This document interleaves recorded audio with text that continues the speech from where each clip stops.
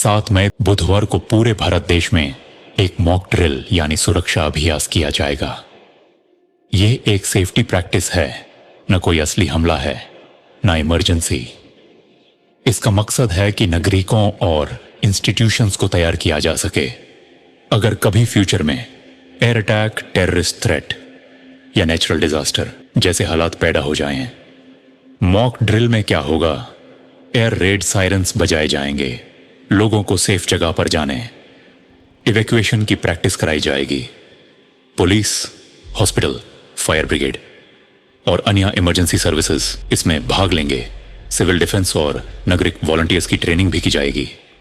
ये ड्रिल इन राज्यों में होगी: दिल्ली, महाराष्ट्र, पंजाब, गुजरात, राजस्थान, उत्तर प्रदेश, मध्य प्रदेश, जम्मू एंड कश्मीर, हरियाणा, वेस्ट बंगाल और भी स्टेट्स में हो सकती है।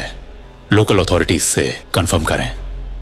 नागरिकों के लिए जरूरी हिदायत: घबराएं नहीं, यह सिर्फ एक एक्सरसाइज है।